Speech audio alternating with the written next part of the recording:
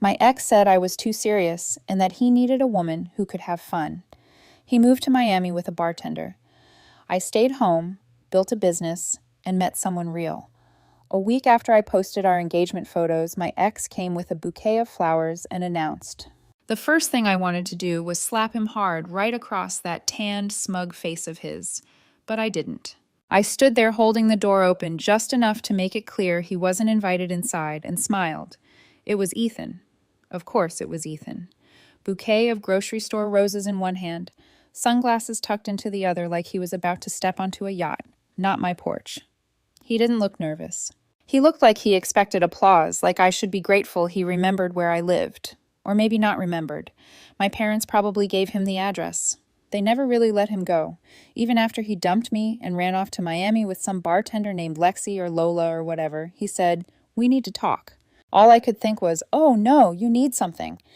And that's when I decided I wasn't going to slap him. I was going to be smarter. Let me back up. Ethan and I dated for 3 years. The whole time I thought we were building something real.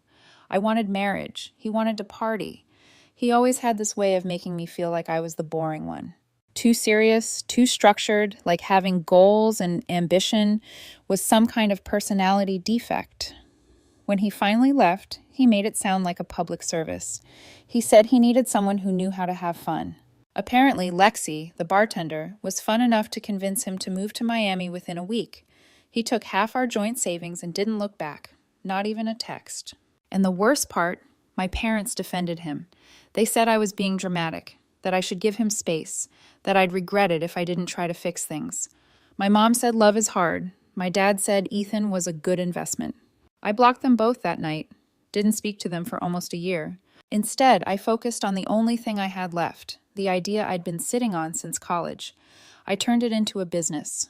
Scrappy at first, just me and a laptop on my couch, but it grew. I learned fast, hired smarter, landed clients I used to dream about. 12 months later, I had my own agency, a 6-person team, and more revenue than I ever thought I'd see on a tax form. And then came Caleb, quiet, solid, grounded, the opposite of Ethan in every possible way. We met through a mutual friend, started talking, and didn't stop. He wasn't flashy, but he made everything feel safe and real. 6 months and he proposed. I said yes without hesitation. We posted a few photos, nothing dramatic, just us happy. For once, it didn't feel like something I needed to prove. It just was. And now Ethan was standing in front of me, asking to talk like the last 2 years hadn't happened, like he didn't set a fire and run. I stepped aside just slightly, enough to make him think maybe he'd be invited in. I already knew he wouldn't be, but I wanted to see what he'd do next. And trust me, I wasn't disappointed. I didn't ask him to sit, but he wandered in like it was still his place, like 2 years hadn't passed, and he hadn't torched everything on his way out. I stood behind him, arms crossed, waiting for him to say whatever it was that brought him to my door at 10 a.m. on a Thursday. He started slow, said Miami wasn't what he thought it would be, that Lexi, yes, he actually used her name, turned out to be unstable. He said he'd been thinking about me a lot lately, that he missed our talks, our routines, the way I grounded him. He even said that Caleb looked like a good guy, but maybe a little too simple for someone like me. I wanted to laugh in his face. Instead, I asked what made him come back now. Why, after everything, he thought there was anything here for him. He shrugged, then said something about fate. He'd seen our engagement photos online, said they were nice, that I looked beautiful. I didn't respond. I just watched the way his eyes kept scanning the room, lingering on things he didn't recognize. The art, the new furniture, the awards on the bookshelf. Then he said it. He knew I'd been successful, said he'd seen my name in a 30 under 30 article that a friend of his forwarded. I hadn't told anyone publicly, not even my parents. But of course, they bragged. They were probably still hoping I'd take him back. That's when he asked if I could help him out. He used those exact words, help me out, like I was a charity. Said he needed a small loan, $15,000 to be exact. Claimed he was in some trouble with back rent, old credit cards, and something about a business idea that had almost worked. He knew I had it. He looked me right in the eye and said it like we were still in a relationship and I owed him something. And I saw it so clearly in that moment. This wasn't about missing me. This wasn't about love or regret. It was about access. I was a solution to a problem. So I told him I'd think about it. Watched him light up like he just convinced me to take him back. He asked if I could send him something small right away just to cover a few immediate things. Gas, maybe a motel, just enough to get through the weekend. I said, sure. Told him I'd Venmo it to him. He left looking pleased with himself, still carrying the flowers, which I never touched. As soon as the door closed, I opened Venmo and sent him exactly $1. Caption: for the bottled water you should have bought instead of wasting my time. His response came fast. First a question mark, then, is this a joke? Then a paragraph about how he was humbling himself by coming to me, how disappointed he was, how I used to be a better person. I waited. Then I typed, come near me again or send another message and I'll post the Halloween photo. You know the one, the heels, the lipstick, that little red dress. He didn't reply right away, but I knew he remembered. Everyone who was at that party remembered. He thought it was hilarious at the time. Now, probably not so much. 2 minutes later, I sent him a cropped preview. Just the dress and the heels. Nothing that would ruin his life yet. Just enough to send a message. This time, he didn't text back. Not even a curse word. Just silence for about 48 hours. Because 2 days later, my doorbell rang again. But it wasn't Ethan. It was my parents, and they didn't come with flowers. When I opened the door and saw them standing there, my mom with her arms full of judgment and my dad already scowling, I didn't even ask what they were doing. I just stepped aside and let them in, mostly because I knew they weren't leaving without a scene, and I wasn't in the mood to have that scene on my front lawn. The moment they were inside, my mother started. No greeting, no, how have you been? Just straight into the monologue about Ethan. Apparently, he'd gone to see them, told them some sad little story about how he was trying to make things right, how he came to me in good faith and I humiliated him with that Venmo stunt. My mom looked at me like I was a criminal. She asked if I really sent him a single dollar with that kind of message. I didn't say yes, I didn't say no, I just smiled. That was enough for her. She said I'd become bitter, that success had changed me, that I used to be sweet and generous and now I was just cold. She said the word like it tasted bad. Like it wasn't the result of everything I'd survived, but a personal failure, a character flaw. My dad jumped in, said maybe I was rushing into marriage with Caleb just to prove something. That Ethan had his faults, sure, but he came from a good family, that I could have had a real life with him. Travel, status, influence. He actually said, you're not just marrying down, Stephanie, you're shrinking. That's when I stopped trying to be polite. I asked if they'd always thought this way, if they ever believed in me, or if they just saw me as someone to trade off like a business deal. My mother looked genuinely confused, like she couldn't see why I was upset. My dad, he just stood there with that tight-ish disappointed look, like I was some underperforming asset. I told them about everything. The cheating, the money he took, the way he treated me like I was an anchor, not a partner. And still they defended him. Still they said he was trying now. That people make mistakes. That he was a man under pressure, that I needed to show some compassion. And then my mom said the line that broke whatever was left between us. She said, you're being selfish. Not Ethan, not them, me. For cutting off a toxic man. For building a life without their approval. For refusing to let someone use me again. I was selfish. I walked to the door and opened it. Neither of them moved. I told them I loved them once, but that I wouldn't allow them to poison what I'd built. I said they could choose to be part of my life as it is, not as they wished it to be. But if they came here again to shame me, to push Ethan back into my life, or to insult Caleb, I'd block their numbers permanently and change the locks. They left without another word. That night, Caleb came home and found me packing. Not everything, just a few boxes. I told him what happened. Every last detail. I didn't cry. I didn't break. I just looked him in the eye and said, I want to leave. I want to start over somewhere new with you. Only you. He didn't ask questions. He just nodded. By the weekend, we were looking at apartments in cities we'd only talked about visiting. Boston, Boulder, Asheville. Cities with color and calm. Places where people smiled at strangers and didn't ask about your resume before your name. And when we finally moved, we didn't tell anyone. No address, no forwarding mail, no photos online. Just a new key, a new chapter, and the quiet, powerful joy of knowing that I had finally fully left it all behind. It was a Sunday afternoon, rain tapping gently against the windows, jazz humming low from the speakers, and Caleb was making pancakes in the kitchen, the kind of quiet morning that makes you believe you're untouchable. Then came the knock, not the doorbell, a knock, deliberate. I looked at Caleb. He raised an eyebrow. We weren't expecting anyone. We hadn't told anyone where we lived.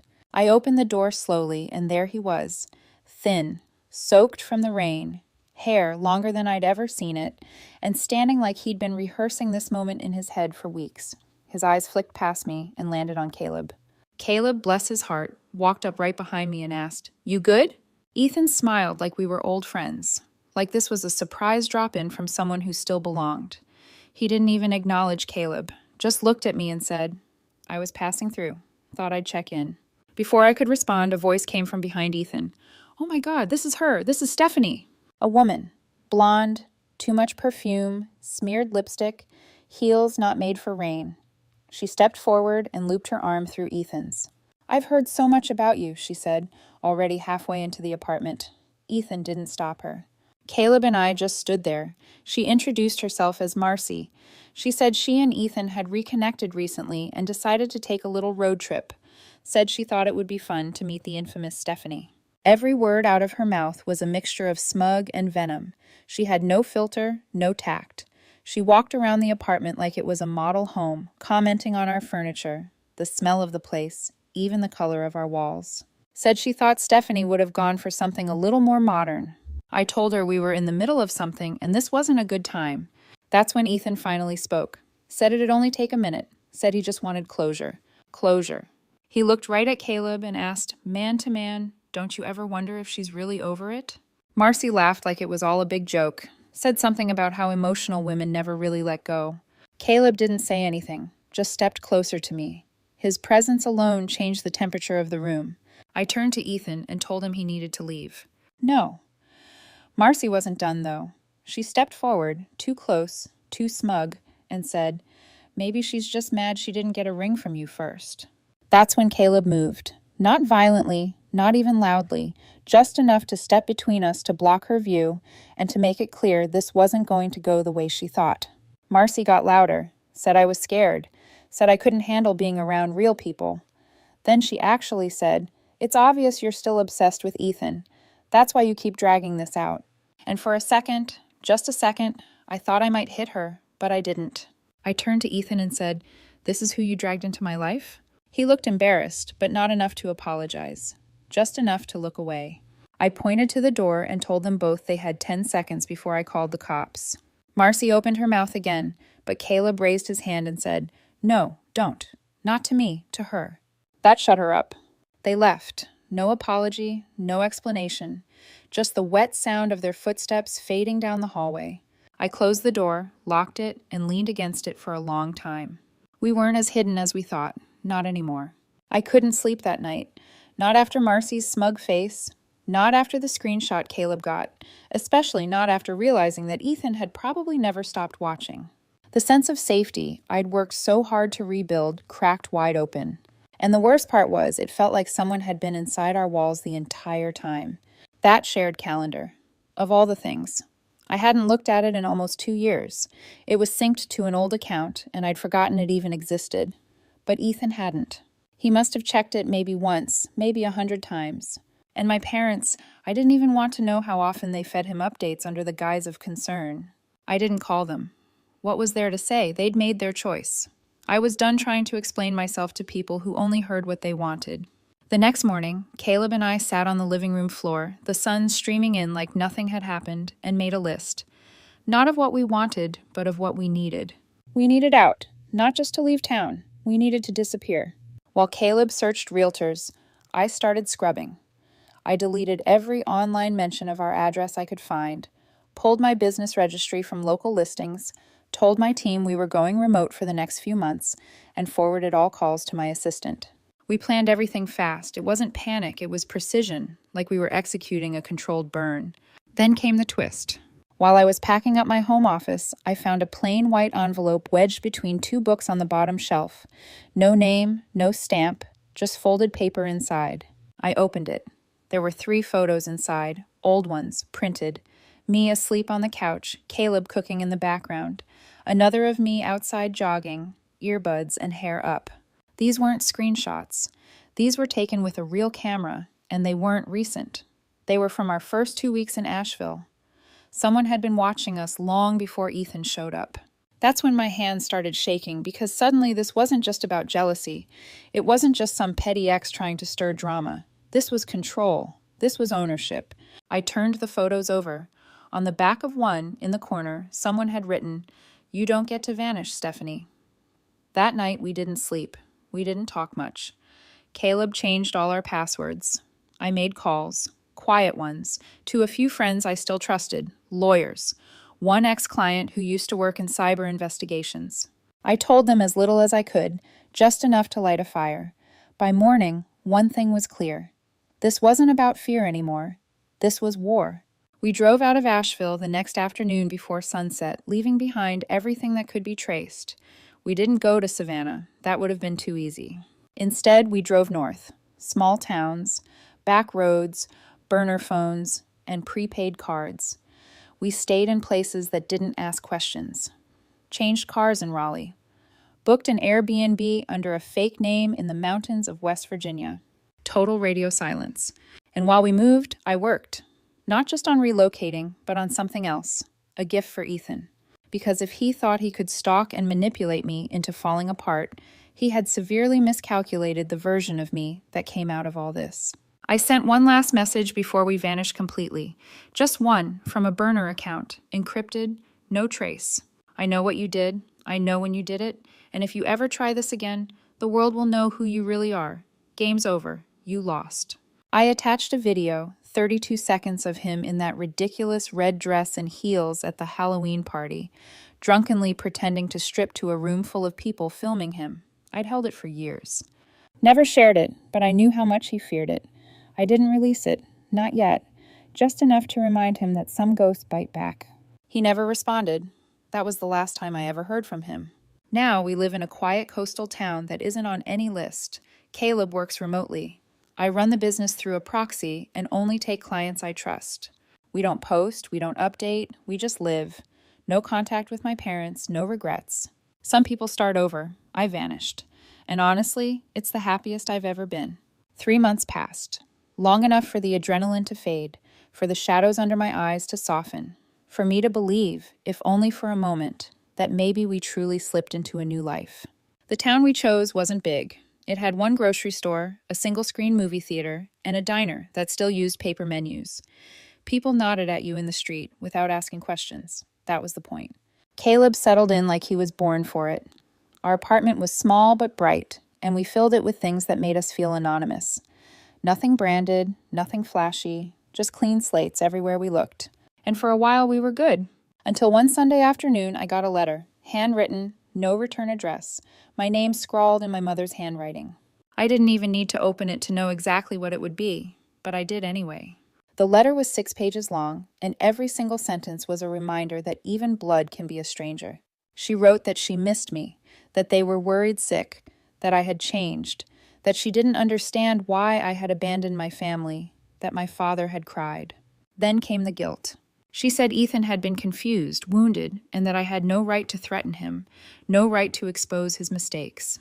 She accused me of blackmail. She wrote the word like she was testing how far she could push without saying what she really meant.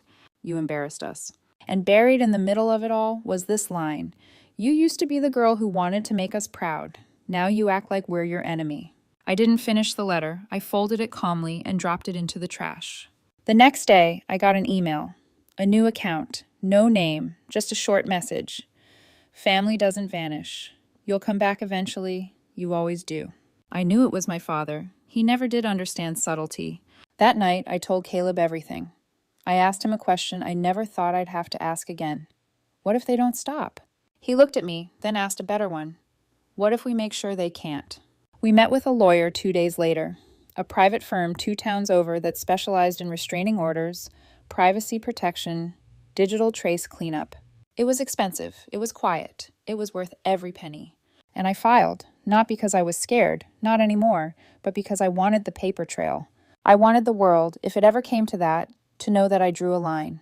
I didn't respond to the letter or the email, but I did send one final message through the lawyer, a simple statement. This is your only warning. Contact me again in any form, and you will lose access to everything permanently.